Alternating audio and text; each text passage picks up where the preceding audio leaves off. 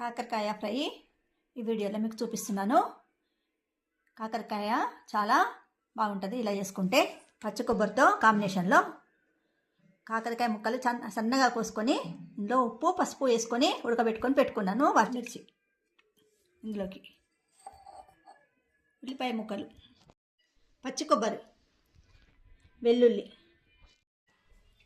ఇందులో కాకరకాయ ముక్కలు వేయించడానికి ఆయిల్ వేస్తున్నాను.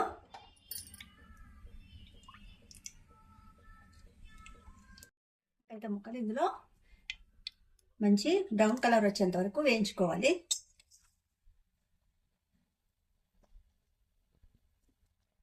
ఇలా వేయించుకున్నట్టయితే మనకు కాకరకాయ అనేది చేదు అనేది అనిపించదు.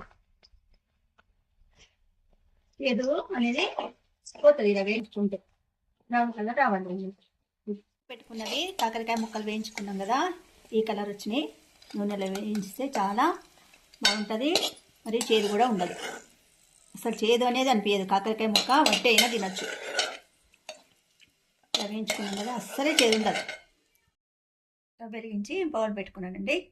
అందులో ఆయిల్ వేస్తున్నాను.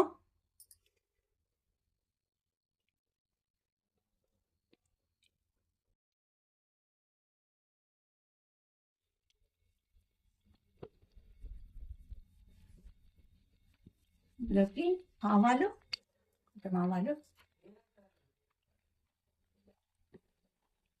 జీలకర్ర,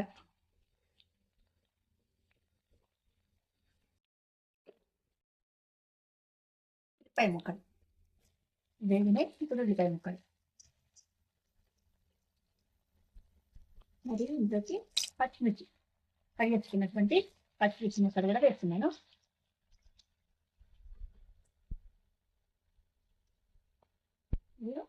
కరివేపాకు, తర్వాత అల్లం వెల్లుల్లి పేస్ట్ కొంచెం కలుపుకోవాలి. ఉల్లిపాయలు పచ్చిమిర్చి వేగిన తర్వాత కొంచెం వేగినాక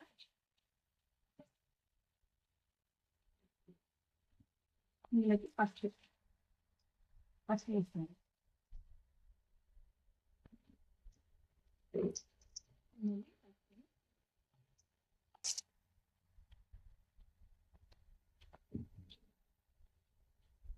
మళ్ళీ కొంచెం ఉల్లిపాయ ముక్కలు మళ్ళీ వేస్తున్నాం కొన్ని మిగిలినది. మరియు అల్లం వెల్లుల్లి పేస్ట్,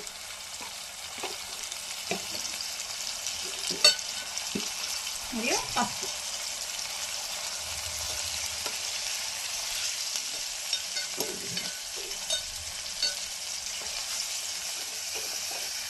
ఇది పచ్చిమిర్చి వేగాలి కొంచెము. ఉల్లిపాయ ముక్కలు కూడా వేగుతున్నాయి.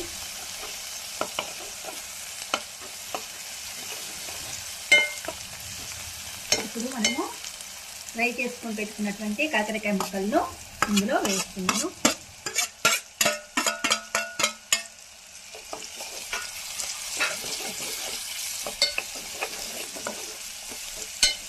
కాకరకాయ లాగా అనిపించదండి ఇలా కూర తిండి.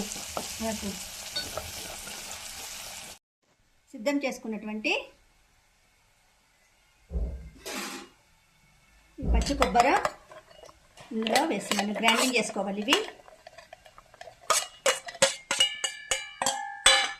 మరియు కొత్తిమీర కూడా ఇందులో వేసుకోవాలి. మరియు వెల్లుల్లి, ఇందులో వెల్లుల్లి వేస్తాను. చాలా టేస్ట్గా ఉంటుంది వెల్లుల్లి వేస్తే. ఇవి వేసుకొని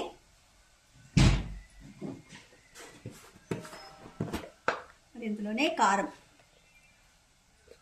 వేస్తున్నాను. మరియు ఉప్పు కూడా వేస్తున్నాను. ఇవన్నీ గ్రైండింగ్ చేసుకొని పెట్టుకోవాలి.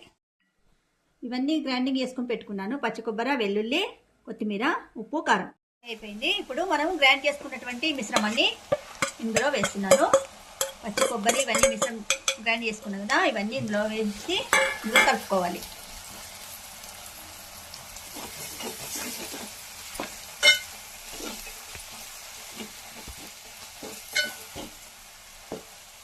ఫ్రై అవుతుంది, ఇంకా కొంచెం ఫ్రై కావాలండి. ఇప్పుడు కాకరకాయ మంచిగా ఫ్రై అయిందండి. చూడండి ఎంత బాగా అనిపిస్తుందో చూడడానికి. ఇందులో కొత్తిమీర పైనుంచి కొత్తిమీర చల్లుకోవాలి. మరి అందంగా మరి టేస్టీగా ఆరోగ్యంగా ఉంటుంది. ఇది తింటే అందంగా కూడా కనిపిస్తుంది, చాలా రుచిగా ఉంటుంది.